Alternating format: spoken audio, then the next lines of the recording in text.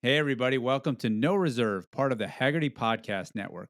We're here to help you make sense of the enthusiast car market, whether you're buying, selling, or just watching. Now, this week, we've got a Cadillac with holy smokes, 16 cylinders and a project car fit for a dreamer that comes with a Packard V12 engine. And there's a six-figure Toyota Land Cruiser. Whoa. I'm Larry Webster, editor of Hagerty Media. And I'm Dave Kinney, the publisher of the Hagerty Price Guide.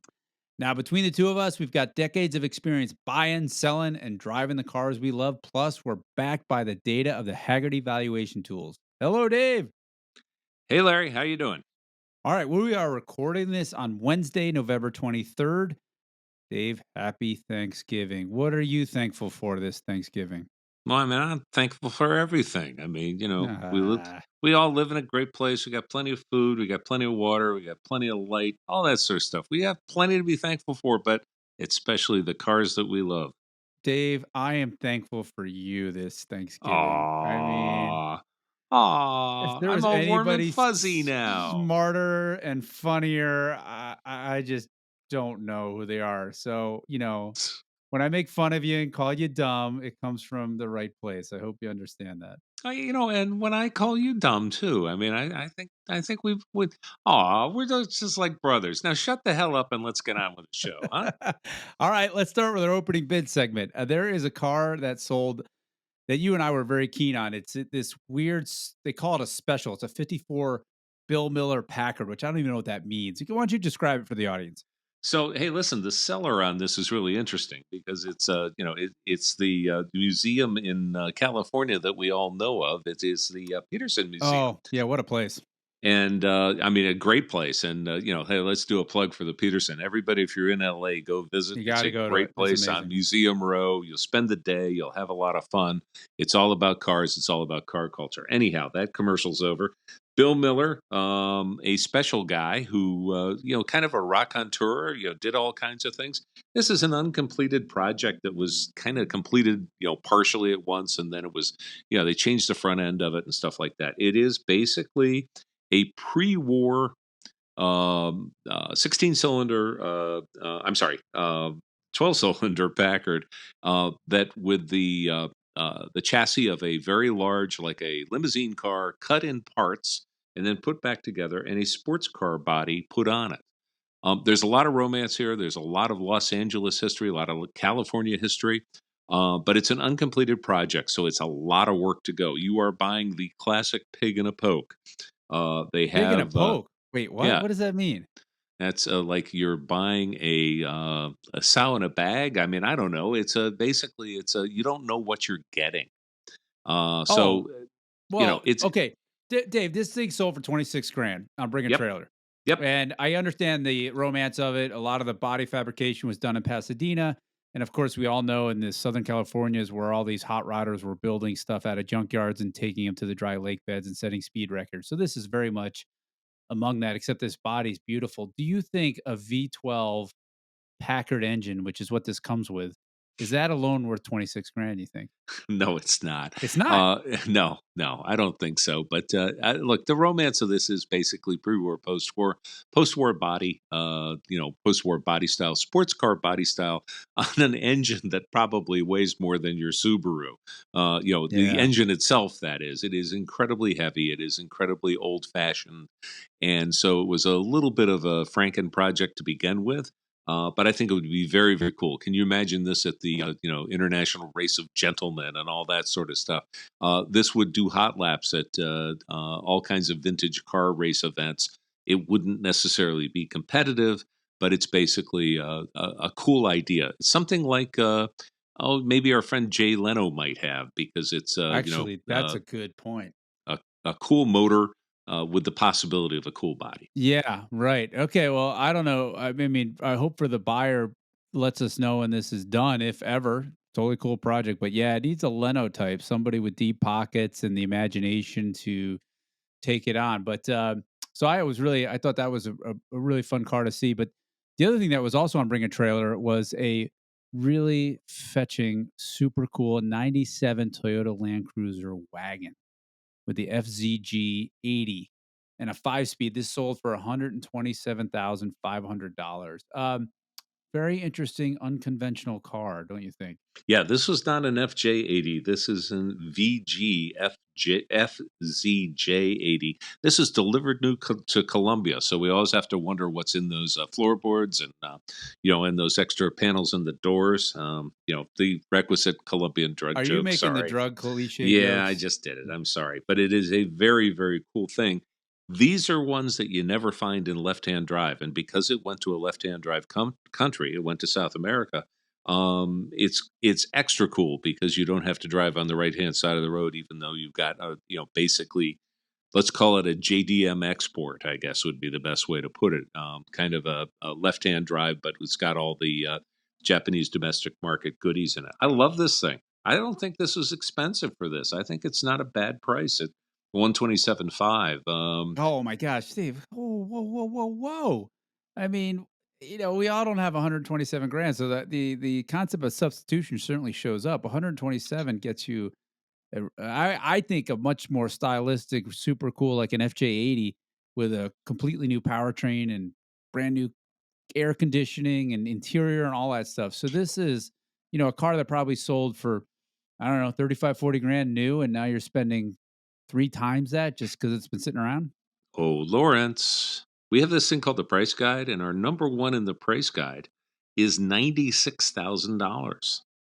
So that's only like a $30,000 bump above that. So, I mean, you're going to have the one of one. So you get all the bragging rights when you go somewhere with this thing. It's definitely cooler than a regular FJ80. It It's got, is. Yeah, I know it's, this gets you a brand new V8 Land Rover Defender. Just saying. I know this is an old car. We're about older cars, and the seller presented this thing super well, don't you think? I I mean, do. it looks brand new. I mean, Yeah. I think that had to add 20 grand of the price easy, but I don't know. It's an oddball one to me. Really cool. Don't get me wrong. I love it, but at $130,000, hard one to swallow. Yeah, okay. And about that I will totally agree with you because that's a lot of money for a used Land Cruiser. And it is not a perfect one. It is not number one. I mean, you can look at those baggy seats and stuff like that, but it is a very, very, very nicely presented Land Rover. So I So, I mean, I think we can agree. Somebody in Colombia had a ton of money, bought this thing, and just basically barely used it because it only has 69,000 kilometers on yeah, it, I'm and pretty it sure does they look. were a street vendor in Colombia at the time, and yeah, Yeah. obviously, and being unfair to Colombia, it's a beautiful country, and they've really got their stuff together now. So, it's a different place than it was back in the day. Okay, totally opposite end of the spectrum on P car market, a 1978 Citroen. Now it's a CX Palais, Pallas with a 5-speed. Uh, this I thought was the deal of the week. It sold for 7,000 bucks, and Yeah, yeah, it's a French car. Totally weird. I'm yeah, exactly. Well, there's French cars, and then there's weird French cars.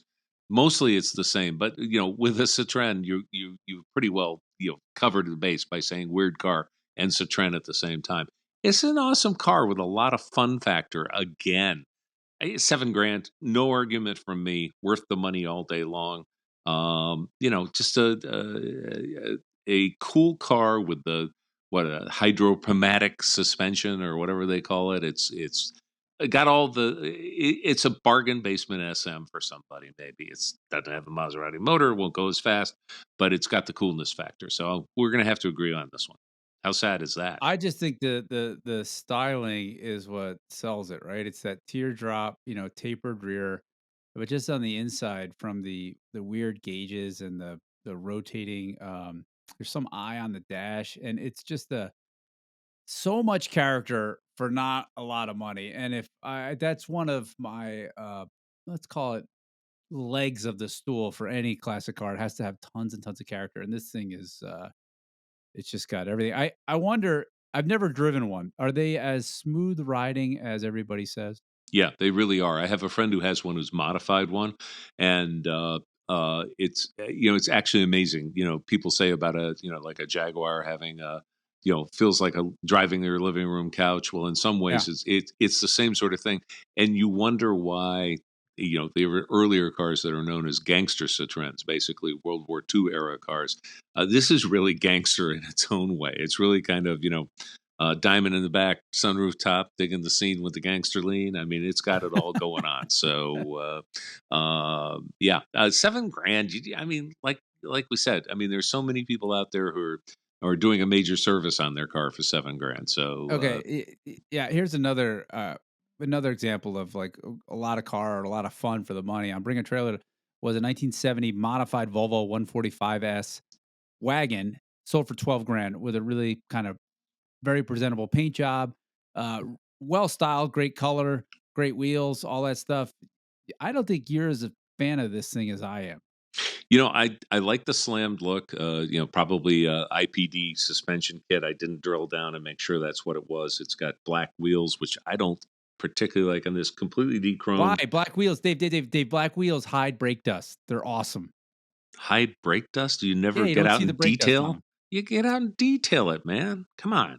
No, no, no, no. You go on a ride somewhere and you've got your chrome wheels, they immediately look dirty. Then you're cleaning them every stop. It sucks. And once you have black wheels, all that goes away. All right, I'm Okay, sorry I so interrupted you. Go ahead. no, no, no. I don't think I've owned but one car with black wheels, but yeah, you're probably right on that. But I've owned a couple 144s. I owned actually a 142 and a 144, both from this time era. They weren't exactly performance cars. No, Let's no, just no. put it that way. But they're fun to drive.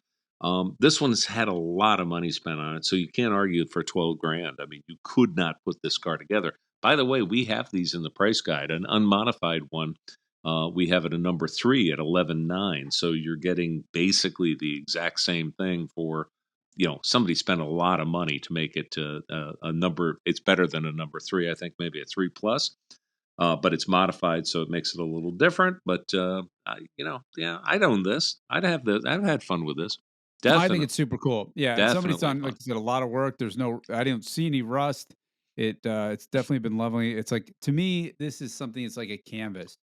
Like, you're buying it and you can either enjoy it or you can do your own stuff to it and, probably, hopefully get out what you put in it. So It's I got just don't see the B20 engine, which was, not the perform durable. at the time, the B20 was the engine to have. I had a B20 in my, 123 GT, a lot better than a B18. It had higher horsepower, so what the hell? Why not? All right, here's one you really had your eye on, and I think you're probably sad you missed it. Was it's a 1990 Toyota Sera. Odd, weird car. It's got Lambo doors, man. I mean, it's got those lift up doors that everybody wants, and you can't get Lambo doors anywhere else for $6,850, can you? I mean, it's definitely one of these conversation cars.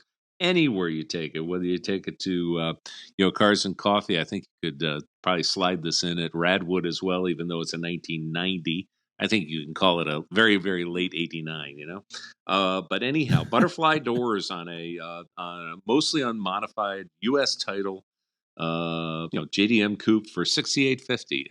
It's cool, and you're never going to see another one. And I think that's really what the whole fun part of this thing is. So Well, it's super well bought. I mean, if you bought one in Japan, which is where this thing originally was probably sold, and shipped it over, and you'd already be spending 4 or 5 thousand just in shipping.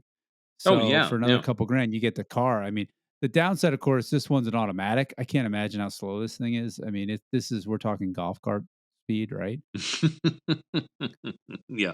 What do they call 'em? Neighborhood electric vehicle, NEV, Yeah, speed, right? Yeah, exactly. something like that. Well, I don't think that this is about going fast. I mean, and this will prove it. This was on Cars and Bids, by the way, which I say is the perfect platform for this. I mean, if I own this car, I'd put it on Cars and Bids. I'm really surprised it only brought not even 7 grand, 6850. That's not much money.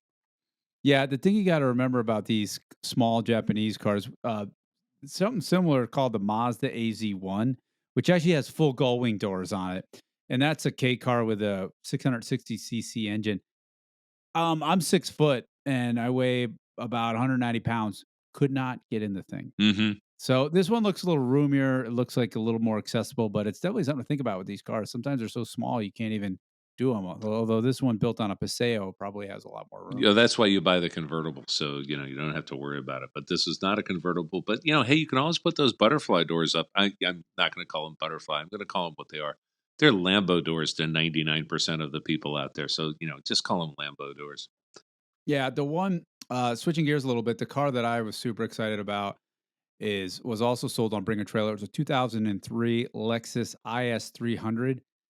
Um, this car sold for $17,000. You don't see these this clean very often for a couple of reasons. One, it's a sedan. And people seem to really take care of two doors and sporty cars, not everyday sedans. Second thing is this car had the same engine, the straight six engine as the Supra.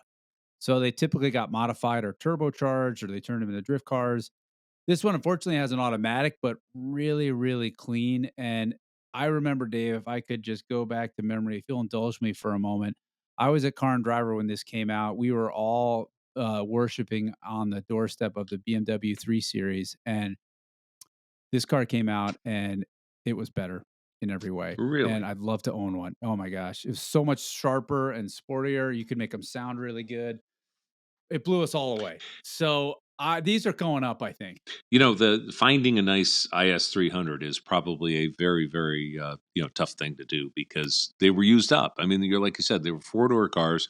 They went from the Lexus lot to maybe a used car lot, or it got given to somebody in the family or something along those Yeah, lines. So you don't find them this nice. So I will give you that. 17 seems like a lot of money, but you're right. it It does. does have the Supra engine in it, so that makes a big difference. Eh, I probably don't know, automatic hurts it. Yeah, yeah, I it mean, if does. this was a manual, I'd be kicking myself that I missed it, but automatic, well, but still, I think I'd go up to, like, maybe M3 money for the right stick shift. So if anybody out there has an IS 300 first gen stick shift, you wanna get rid of it, please call me. All right, Dave, let's switch gears. Let's go to the kicking tires. This is the segment where we talk about cars that are going that are for sale now or will be shortly. What is on your radar? Well, you know me, I like those high dollar Mercedes-Benz SLR McLarens, and this one is a 722S, which is kind of the king of the hill in the SLS market. I have to go back and say the SLS is not loved in the day all that much. The no, No, no, this isn't an SLS, I is mean, it? I'm sorry, This is the SLR. I'm SLR. sorry, SLS, Yeah. SLR. Pardon me, you're right. Oh boy. SLR, I know, big Yeah. difference. 722S. Good thing I'm here. Yeah, thank you. I knew there was a reason you were here. It's already at $700,000 with 8 days to go. That should tell you something about the market on these cars.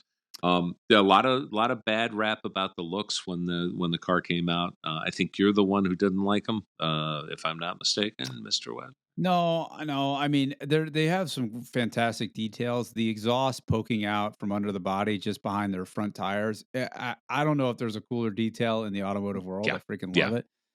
Yeah. But the stratospheric price rise of the SLR is a bit of a head scratcher to me.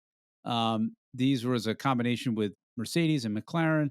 We thought they were going to build a Ferrari beater. When the car showed up, I was a car and driver. I drove these things a lot.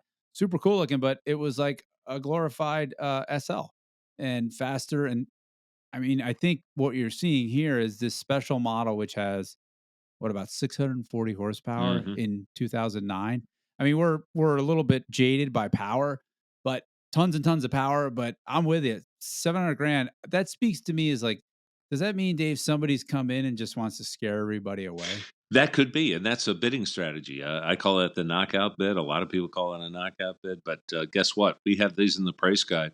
Our number one tops out at 1,050,000, which is a lot of coin. But I wouldn't be surprised seeing this one go above that. This is a Canadian market car, so it means it reads in kilometers and it's got 5,000 kilometers. I wouldn't want to be the one who is importing it into this country because I don't even know well, obviously, it's a 2.5 duty and $1,000 fee, so $1,000,000 plus 2.5. I mean, that's more than you make in a month, isn't it? I mean, something along those lines. So, I mean, Depends on the yeah, month, well, a good month. How's that? A good month. right? But That's fair. I'm watching this thing. I'm Wait, watching this thing like a hawk, man. I want to see what this sells for. I'm going to predict 1,250,000. Dave, can you tell us why? I mean, I know. I want to see if you know. I'm going to give you a little test here. You Yeah, ready? I'm ready. We're going to see if you pass or not on this Thanksgiving. Why are the three letters SLR so important to Mercedes? Sterling Moss. You got to be a little more specific than that, Dave. Don't be cagey on us. Well, the person associated with the '50s racing program for the Mercedes was a gentleman named Sterling Moss, and I believe he's the one who was the how do I put it nicely? Not the progenitor. No, He's a he was driver, well, yeah, the piloti. but more than a driver, he represented the brand, I guess, and he represented the brand at the time this was made, and they actually made a Sterling Moss edition of this as well. Do I Of get the partial SLR. credit? Do I get partial credit? Well, all right. Let me. 722 was the You're gonna gauge. 722 was the number on the side of his winning car. Now I get it all. Thank you. Yeah.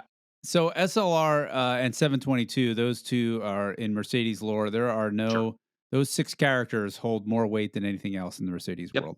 The SLR was this race car that Mercedes built. Sterling Moss and a guy named Dennis Jenkinson drove it in the 1955 Mille Mille in the Jenks. greatest Yep. driving Jenks, yeah, the greatest driving feat ever in the history of motorsports. They did the 1,000-mile Mille Mille in just over 10 hours, and this is public roads before there were highways, little Italian villages. God knows how they did it. It still stands today as an incredible feat. 722, yeah, it was the number on the side of the historical SLR, but in the melee, that number corresponds to your start time. So Sure. they left at 7:22 a.m. So I think a lot of those little details collectors like, even if this 2009 version has no real tie to the melee. Yeah, does that work? Yeah, yeah, you're right. I believe Jenks also didn't he have like a toilet paper roll of directions in the whole thing that he would spin off at the at the different times. So turn here and all that sort of stuff. I mean, like Yeah, that was that was. true navigation before there was sat nav, before all that sort of stuff. You're right. It was an unbelievable feat of daring do, and so it deserves to be celebrated in all kinds of ways. I can't imagine. I've done that event a couple times. The Mille Mille. The modern version is they try and replicate it a little bit, but it's broken up and it's late at night. But the little villages you go through, I mean, they could not be more charming. And to imagine doing over 100 miles an hour for as long as they did in these crummy, primitive Italian roads. I mean, Sterling Moss is unbelievably brave. Although I would argue that the navigator Jenkinson, who just had to sit there and was, if Moss made a mistake, he was dead too. The two of them, Yeah, amazing. that's yeah, I don't know. I'm that's speechless. back You can hear when me. men were men, not not like now where we're just a bunch of sissies. So whatever or whatever. Don't make fun of my man Bob again, please, Dave. I've had it. I've heard it all. Anyhow, All right. Well, okay. The one I'm really fascinated by, and you probably know more about this than I do. It's a 1938 Cadillac Series 90. It's for sale on Bring a Trailer. It's already at $75,000. It's got 9 days to go. The reason these things are so cool, it's got a V16 engine, and Cadillac's had its ups and downs, but this car seems to me is at the height of Cadillac's power. I couldn't say enough about it. You've probably traded these things a ton, haven't you? no, I've actually driven one in my entire lifetime. They are an incredible car, Really? and the V16, the engine should never exist. It was the pinnacle of pre-war engineering, basically, and Cadillac did it best. And in a convertible coupe, that's the one to have. We do have these in the price guide, believe it or not, and this thing tops out at a number one at 350,000. Number two is not that far behind at 285, and the entry price at a number four is 145. So even though it's got 75 grand on it, it's got 9 days to go. It'll probably do very well. This is represented by Hyman Limited in St. Louis. I've seen the car. I've seen this car in person before, Oh, so it's a no yeah, kidding. So it's a what gorgeous car. number is it? What number is it? I saw it Yeah, is years it a ago when it was on the show circuit, but I would not be surprised if there you it's go. still at least a number two. So we'll see.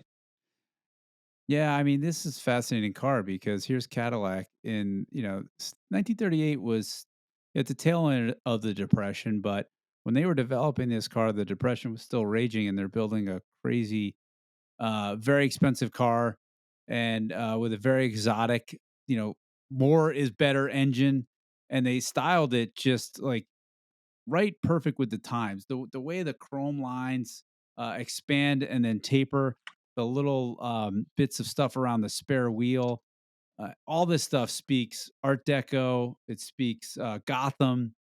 All the things that we sort of associate with that time period. This one is just a perfect little time Yeah, capsule. it really is, and it's got so much going on, in at one time, and it works well together. They call the 30s the design era in cars. In the 20s, cars were basically a box on top of a box, or sitting next to another box, and they didn't have a lot of Oh, great design. But boy, that all changed in the 1930s, and no one was ahead of it as much as General Motors, and especially Cadillac, the standard of the world. and I think if memory serves, there was two versions of this motor. Like the first version came out in 1930, and then that was a very expensive engine, and they figured out how to make it a little bit cheaper. So this was actually the second generation of the motor. Is this ringing any bells to you? That's a story from a long time ago. I think you're right, though. I think that this was the production version was a lot different than the other one. But uh, the pre-production stuff and the early stuff. I'm going to say that this is again a sweet spot with 1938 as well. It was kind of a pinnacle. So it's the one you want if this is something you want. Yeah. So another way to think about it, this is right before World War II when all development on automobiles Hmm. stopped, and then as soon as the war ended, they started remaking some of the cars from the 30s, and then boom, everything changed in the 50s. So a real sort of like time machine car, something a moment in time, sort of establishes what was going on in the country. There's a lot of fun owning this thing, but a little bit different General Motors product, sorry, is also for sale on Bring a Trailer. It's a 1996 Chevrolet Impala SS. This is more your speed. I could see you driving this thing, Yeah, Dave. these Tell me you want these are this thing. I such know you do. badass rides. Come on, it's just awesome. This one's 29,000 miles. So many of these things were driven hard and put away wet. This one's a low mileage example. Yeah, I love the color. It's out in a cornfield. How could that be any more American than showing it that way? This is on Bring a Trailer. We have these in the price guide. Guess what our number one tops out at? It is I don't want to nowhere know. near the Oh. $6,000 that this thing with 6 days out is showing. Number one is $51,800. That's a lot of bucks. Number four is 11,300. So we don't even have number four money on this. Of course, it's early on with those days to go, but go take a look. I mean, it's one you want. All One right, you want. Dave, gut check me on this one. This is the last full frame rear drive General Motors I sedan, right? believe you are. No, I guess No, you could. no, full Well, you frame. could argue that the SS, oh yeah, that was Yeah, unibody. So this yeah, is full yeah, frame, yeah. right? This is it. I mean, this is the Mercury Marauder, same kind of era, along with the LTD. Or I'm sorry, not the LTD. What they call it by then? The Ford, the police car thing, whatever it was. Crown Vic. Thank you, Crown Vic. That's the one. Yeah. So the SS got a little more horsepower to the V8. It got a console shifter. It got a little stiffer suspension. Still has the sort of dodgy General Motors interior bits from that era, well, but well put, my friend. Well put. Dodgy. Yeah, yes, well yeah, put. yeah, yeah. Dodgy. I remember, well, some poor GM engineer showed up at the car and driver office. I said, have you guys seen what Audi's doing? Have you seen the A4? I mean, the interior is like insane. They must have spent a lot of money, and you guys put in all this cheap stuff. And he turns, he looks at me, and he goes, "Well, no, actually, we spent a lot of money on that interior." And I thought, "Oh Yeah, man, yeah. you spent money, and it feels like this. Oh But god, now it's a must be talking timepiece, about right? different I things." mean, it looks like 1996, so it looks like American Cars 1996. Hey, by the way, I didn't know this thing came with 17-inch five spoke alloys. I didn't realize they were putting 17s on it back then. That's kind of cool. Yeah, General Motors did some fun stuff back then. They actually did a front wheel drive car with wider tires in the front than in the back. It was a V8 Grand Prix. I want to say it was 2002. Super cool, or 2000. So they were doing some fun stuff. Yeah, V8, and a lot of these were, as you know, they were made into, lowriders and donks and things like that, so not a lot this clean, so I think this car is gonna fetch a really pretty good You know, price. like, How about I you? was looking Oh, at it go ahead. and I saw it said 29,000 miles and immediately, went dyslexic and said 92,000 and that's probably low average on these things. So, 29 is exceptional. Alright, one more thing that I'm gonna have to point out that I think super cool is a 2011 Saab 9.5 Aero. This is the Speaking of end General of Motors this. cars, huh? Ooh, the Saab people are gonna get mad. Ooh, Ooh, yeah, yeah. you had to bring that up. This is on Well, cars it did have cars the and bids button right now? on the center. Yeah, Yep. it's on Cars and Bids. I don't know, this was such a, I thought at this era, Saab was regaining some of its unique footing just by the styling of this thing. And yeah, it did share a GM platform and it was owned by GM, Saab was, and they were trying to leverage everything, but it had a totally cool, unique aerodynamic shape to it. Um, I just thought there was a lot of character to these things. But I mean, you bring up the rub on all these is that it was basically a GM product. Yeah, this thing's at 6 days out, and it's got, a bit of 4,000 bucks, worth a lot more than that. It's a 2011 9.5 Aero. Turbo V6 all-wheel drive. I mean, kinda cool. Louisiana and Oregon owned, so it, doesn't look like it's been in any rusty states. 69,600 miles. It's got a ways to go, and it's of course, it's jet black. What other color could it be? Okay, so I got to tell you my sob story. I get it. The and another one of my many internet buying mistakes. I bought a, let's see, it was a Saab 900 Turbo. It was like 87, 88. I bought it off of eBay, sight unseen. Thankfully, I didn't pay that much, 1,800 bucks. And it was in New York, and the owner said, "Yeah, it'll be easy to get it running." And I said, "Okay." And I went to the place where to pick it up, and of course, he wasn't there, and the car was a wreck. And I remember thinking like, "Well, what do I do? Do I just cut bait?" But I figured, "No, I'm gonna make something of this thing." I took it home. Guess what? I found the receipts. It sold for $28,000 with special gear on it. It was originally purchased by John Oates from Oh, Hall& and wow, Oates. and he's still very active in Yeah. the car market. Did you call him up and ask him if he wanted it back? No, I was so embarrassed about what I did and my bad choice that I didn't want to admit it to anybody. But here's the funny thing about those cars. They look really cool and sporty and all that, and they're turbo, and I expected something in the driving experience to be kind of like that. When I finally got it on the road, I realized, wow, it was really comfortable and it was very much a cruiser. It wasn't really as much of a driver's car. Very practical. You could see out of it. It had lots of room, but not, it wasn't really a sports sedan, which Did you surprised me. get, license plates that said Sarah Smile or Maneater on it or something like that? I mean, no?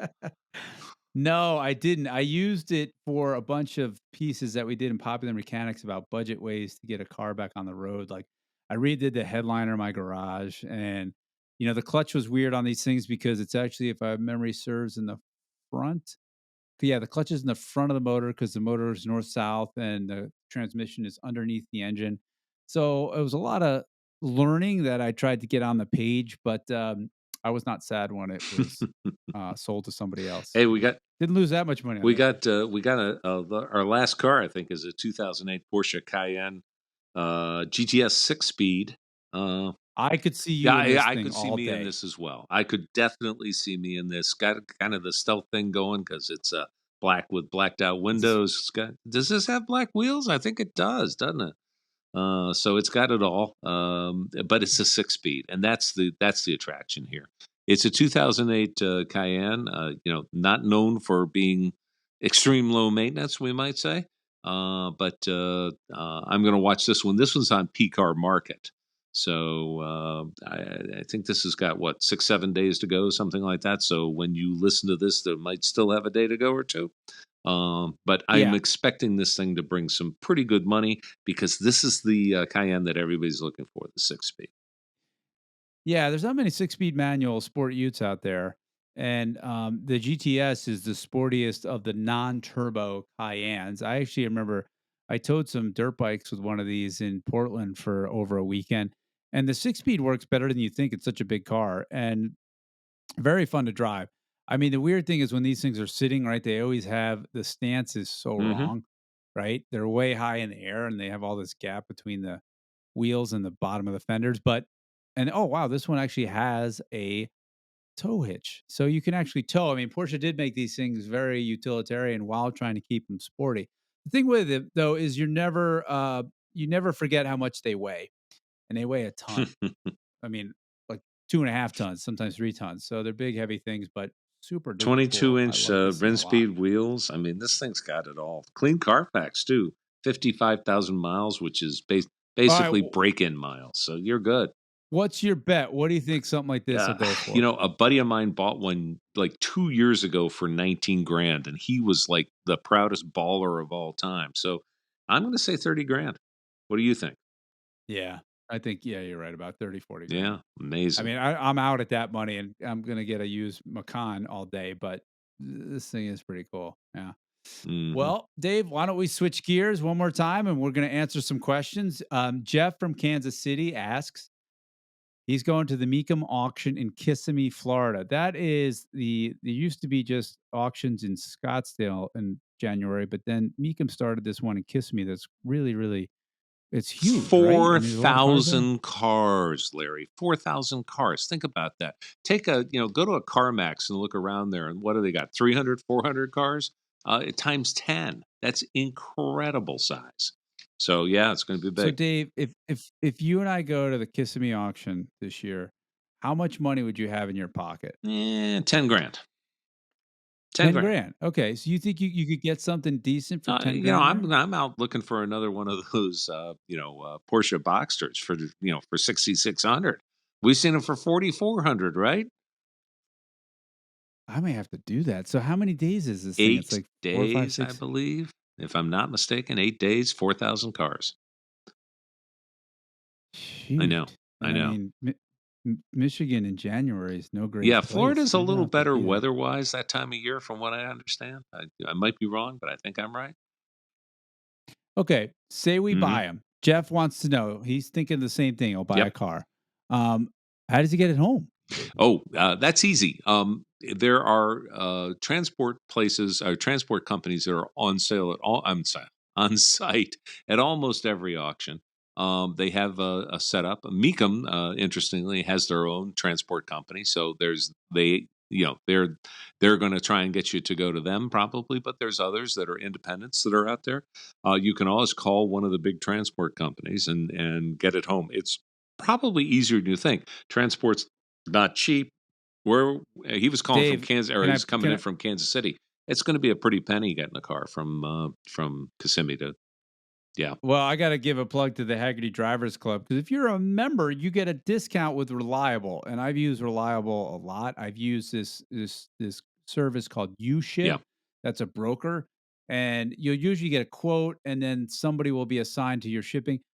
It's been very hit or miss. So I've had some really bad experiences where like a couple days before the driver's supposed to pick up my car, they cancel, Yeah, I've had and some people have I've shown had a up. good experience with them. So yeah, we've both been there. I've I've had some good ones, but you never know which shipping company they're gonna send out your contract to. Sure. So I found Reliable to work pretty well. So you get a discount if you're a drivers Yep. club member, but the question is like, if he ships the car out of state, how may I save on Okay. taxes? This So is a good question. Where do you pay the okay. So taxes? this is a great question. If you buy the car in state A, and you or drive it home yourself, the title work is going to go to the state, and you're going to have to pay taxes in that state. So, Which okay, so state? The one you In bought it in? Florida, unless you ship it out with an ICC registered carrier, which of course Reliable and the other big boys are, then you might be liable for paying tax in that state. And if you're in a state where the tax is lower, you might as well just pay the difference and ship it out. It's a big deal in some states. Virginia, which the state that I live in, has pretty low tax rates. So I don't want to pay some state 9%, and I'd only have to pay Virginia. What is it, 3.5 or 4%? So I am very confused, Dave. You're not helping me. If I buy a car in Florida and I have my insurance for my home in Michigan and drive it mhm. home, I got to pay taxes in Yes, you Florida? do. Yes, you do. Yeah. Now you can go to So Florida and you could say, "Wait a minute." I mean, go to Michigan and say, "Wait a minute, I paid Florida taxes on this." And Michigan should say, "Okay, you owe the difference if Michigan's more expensive than Florida," or they will accept that you did. But why get involved? I mean, why do it? That's the beauty of having a ICC registered carrier take the car out for you. what about if it's a private sale, not through like a commercial That's different. auction You like can me just coming? drive it. Because I thought I broke the law because the car I Uh, did buy in Florida, I just turned you around and break drove the it law home. every time you buy a car. I've heard It the was like my stories. own Smokey and the Yeah, right. Bandit. Yeah, caseload of Coors Interesting. in the back, right? I did not know this. Well, thanks for clearing that up. Dieter from Germany has asked, he's never been to a car auction, but I was just wondering, do the buyers and sellers both pay a fee? Let's talk Yeah, about that. normally Tell us about the fees with these in-person Normally, they auctions. do. The seller pays a fee to put the car, like, in the catalog or in the auction. That's generally speaking, if you have a lot of cars, it might be negotiable, but, if you just have 1, 2, 3, or 4 cars, it's gonna be like 10% of the cost, maybe as little as 7% of the cost of the sale. So you sell your car for 100 grand, you get 100 grand minus 7%. The seller, however, pays a fee as well, generally 10 or 12% at this point. So the seller pays and the buyer Whoa, pays. That's where the auction companies make their money. maybe we should open an auction company. That sounds pretty Mm, good. yeah, there you go. I think I have enough on my plate right now, and I don't need to get in the auction business. That's for darn All sure. right, all right. I'll think about it. Well, thank you, Dave. It's been a very interesting week. Any final comments from you? It's coming to be holiday time. Drive your special car to the special place you're going to. Hey, take your Model T to grandma's house. Why not? Have some fun. How about you? Yeah, just bundle up if you do. Yeah, I mean, we're at the time in the year when we put our cars away and we start chipping away at the punch list. So I always try and revel in the garage time and make sure that they're ready for when it's nice and time to drive again. But yeah, I might have to go to Kissimmee. That I have to say that might be kind of fun. And if we get there early enough, maybe we can pick up some of those $4,000 Yeah, a boxers. lot of times, when there's 8 days of auctioning, no one person can stand at the auction block and watch all the cars go through, so it's team effort to get it done, so, now let's buy a couple Boxsters. For sure. Well, thank you everybody for listening. Please, as always, subscribe, share, help us get the word out, and put your questions in the comments. And we look forward to catching up with you next week on No Reserve.